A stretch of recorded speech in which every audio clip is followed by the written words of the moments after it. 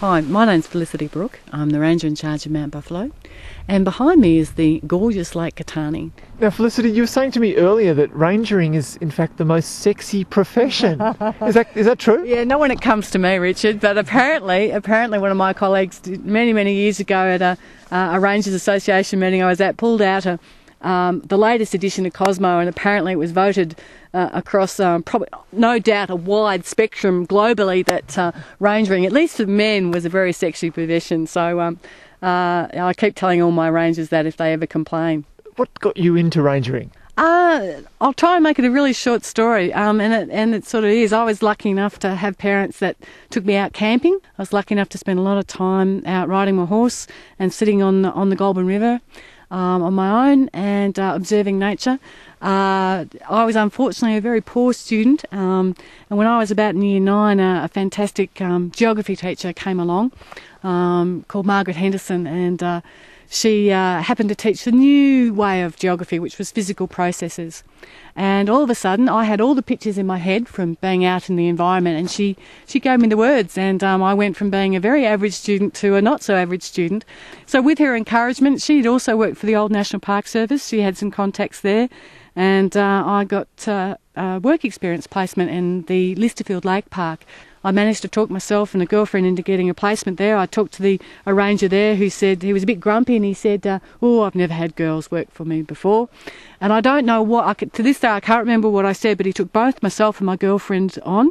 As I was driving out on the last day of that just 5-day, I think, stint, he poked his head through the window and he said to me, I reckon you've got a bit of aptitude for this, but he said, you're a girl, so you better go get a degree. So with that bit of encouragement and my attachment to the environment, developed by going away with my parents and spending a lot of time on my own in the environment, I thought, well, I'll give it a go. I was never going to apply for university, and I did, and I got into Rusden, as it was then, Victoria College.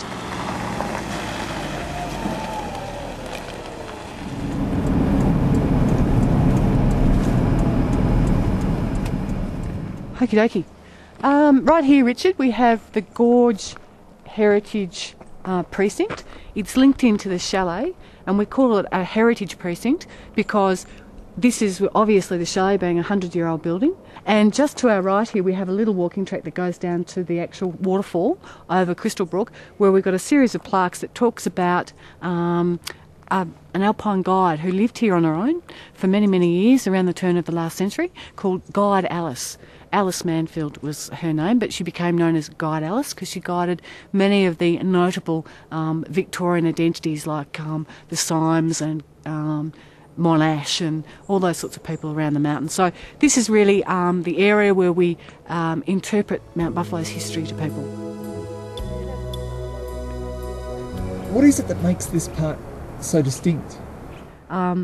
Big rock slab faces that are exposed to the north absolutely make it very distinct from all the rest of the mountains around because they don't have this distinct granite plateau. So the granite plateau actually has been long disjunct from the rest of the Australian Alps and is very characterised by these big rounded tors that as we travel around today you'll see these beautiful big granite boulders that seem to stand on their own, that are beautifully rounded and do really create a particular character around Mount Buffalo.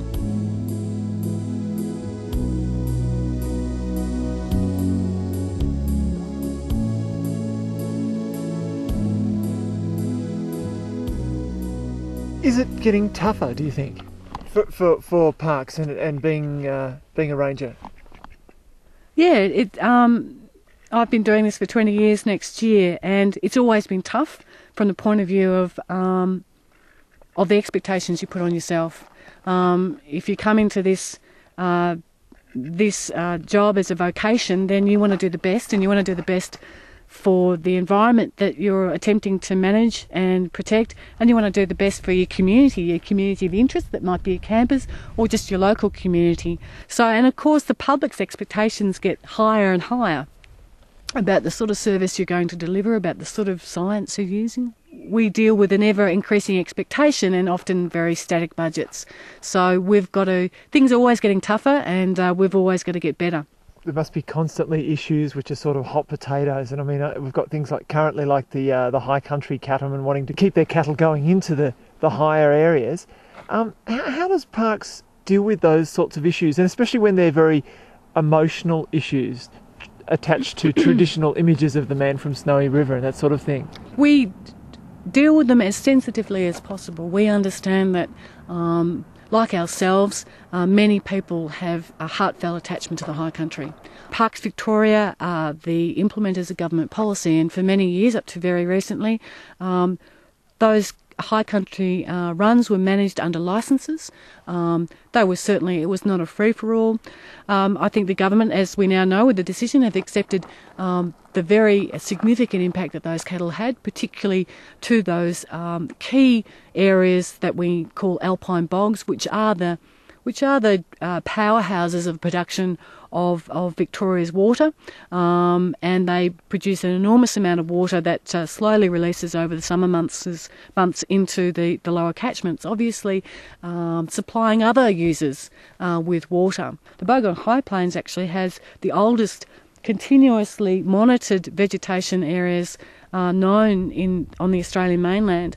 So with the review of that science by many, many people, including the CSIRO, I think it was a good move that we have now restricted alpine grazing to state forests, and state forests still at altitude, still in the high country, so the culture is still intact there, and they still have access to high country grazing, but just not in the highest value zones that national parks represent.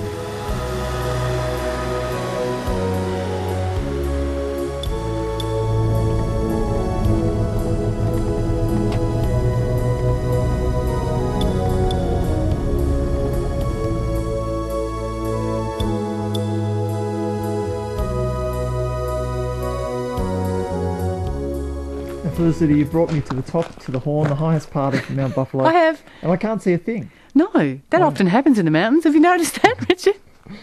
And what's happened? What's happened? Obviously, I've lost my ability to call in the weather, so I've failed here somehow as the ranger in charge. Right, Richard, right down in here, we've it's a bit hard to see, but underneath this rope brush is the beautiful sphagnum moss. And this is the moss I've been talking about, which is essential to the Alps hydrology. But this moss expands and holds a lot of water, slowly releasing it over the drier months. Sphagnum moss over years and years and years breaks down and turns into beautiful organic peat soils, which go down for metres and metres underneath this. And the peat soils combined with the moss creates this enormous sponge-like effect, catching the hundreds of metres of snow melt at spring, stopping it running off like a great rush off the mountain, and just capturing it. And if you want to make the analogy that mountains are the water towers of the world, well, they're certainly the water towers of Victoria, because they actually provide apparently something like 38% of the water that's in the Murray-Darling system, from just 4% of the land being the Australian Alps or the Victorian Alps. All right, well, Felicity Brooke, Ranger in charge of Mount Buffalo, thank you very much for taking me on this trip. And yes, I think you've got an extraordinarily sexy profession. Thanks, Richard. I'll keep that in mind.